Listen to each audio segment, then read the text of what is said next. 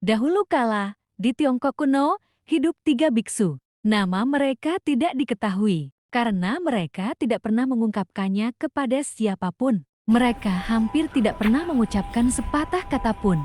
Faktanya, satu-satunya hal yang mereka lakukan hanyalah tertawa. Di Tiongkok, mereka dikenal sebagai tiga biksu yang tertawa. Mereka melakukan perjalanan keliling negeri bersama, dan tidak melakukan apapun selain tertawa. Setiap kali mereka memasuki desa atau kota, mereka akan mencari alun-alun besar untuk berdiri dan mulai tertawa terbahak-bahak. Orang-orang akan menyadari perilaku aneh mereka dan melambat atau berhenti total untuk menyaksikan tiga pria bahagia itu. Hanya masalah waktu sebelum kerumunan terbentuk di sekitar mereka dan tawa itu mulai menyebar karena tidak bisa menahan diri. Satu persatu orang-orang akan ikut tertawa sampai tawa itu menular ke seluruh desa atau kota. Pada saat itu, ketiga biksu akan pindah ke desa berikutnya dan memulai ritual mereka lagi. Tawa para biksu adalah doa mereka dan cara mereka berkomunikasi dengan dunia. Itu adalah cara mereka menyebarkan kebahagiaan di antara sesama manusia.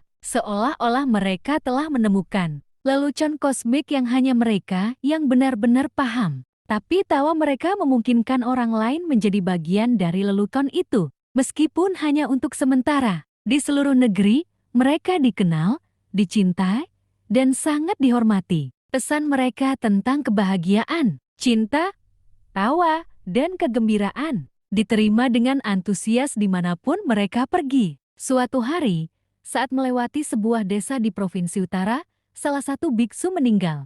Berita kematiannya menyebar dengan cepat, dan dari dekat dan jauh, orang-orang bergegas untuk melihat sendiri. Apakah salah satu biksu kesayangan mereka benar-benar meninggal? Ladang-ladang ditinggalkan, dan toko-toko tutup hari itu. Saat semakin banyak penduduk desa berbondong-bondong ke lokasi napas terakhir biksu itu, kerumunan terbentuk di sekitar dua biksu. Tapi apa yang ditemukan orang-orang bukan seperti yang mereka harapkan. Mereka melihat biksu yang meninggal itu tergeletak di tanah, sementara dua biksu lainnya berdiri di sisinya dan tertawa. Mereka tertawa terbahak-bahak dan riang seperti biasanya. Penduduk desa mengira kedua biksu itu akan menunjukkan kesedihan atas teman mereka yang sudah meninggal. Tapi satu-satunya air mata di mata mereka adalah air mata kebahagiaan dan tawa. Semakin banyak orang berkumpul, semakin banyak. Semakin keras para biksu tertawa, mereka sepertinya nggak bisa berhenti. Beberapa penduduk desa mendekati mereka dan bertanya kenapa mereka tertawa. Bukankah seharusnya mereka berduka atas teman mereka yang hilang? Bagaimana mereka bisa bersukacita atas kematian biksu itu dengan begitu tidak pedulinya? Sepertinya mereka sama sekali nggak peduli padanya. Untuk pertama kalinya, salah satu biksu menjawab dengan sesuatu selain tawa. Kemarin, dalam perjalanan ke desa kalian, teman kami mengusulkan taruhan, katanya. Dia bertaruh siapa di antara kami yang akan meninggal lebih dulu dan mengalahkan dua lainnya ke kubur. Dan sekarang, si bajingan tua ini telah menang. Dia bahkan menyiapkan wasiat untuk berjaga-jaga atas kematiannya. Tradisi mengharuskan jenazah dicuci bersih dan kemudian dipakaikan pakaian bersih sebelum diletakkan di atas tumpukan pemakaman.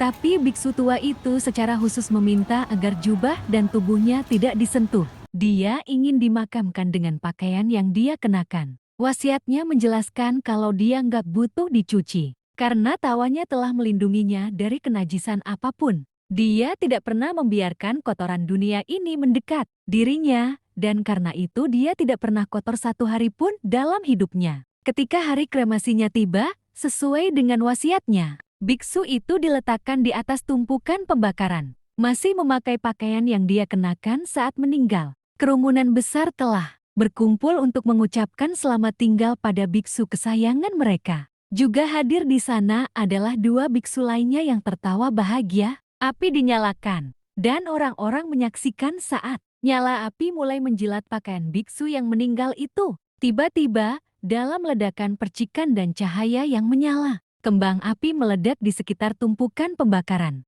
Kembang api itu meluncur dari tubuh biksu yang meninggal dan melesat ke udara ke segala arah, menerangi langit dalam tontonan warna-warni yang membuat semua orang terkejut. Melihat ini, Kedua biksu itu harus tertawa lebih keras lagi. Sepertinya mereka akan meledak setiap saat. Begitu tidak terkendalinya kebahagiaan mereka. Ternyata, biksu yang meninggal itu lagi-lagi berhasil menipu mereka. Dalam satu tindakan kenakalan terakhir, dia telah menyembunyikan kembang api di jubahnya. Mengetahui bahwa wasiatnya akan dihormati, si bajingan tua itu berhasil mengerjai teman-teman mereka dan semua orang yang hadir. Kedua biksu itu berpelukan. Air mata berlinang di mata mereka. Tertawa dan melolong seperti yang belum pernah mereka lakukan sebelumnya. Sekali lagi, tawa mereka perlahan mulai menyebar di antara kerumunan pemakaman sampai semua orang yang hadir tertawa terbahak-bahak, senang dan gembira. Kamu lihat,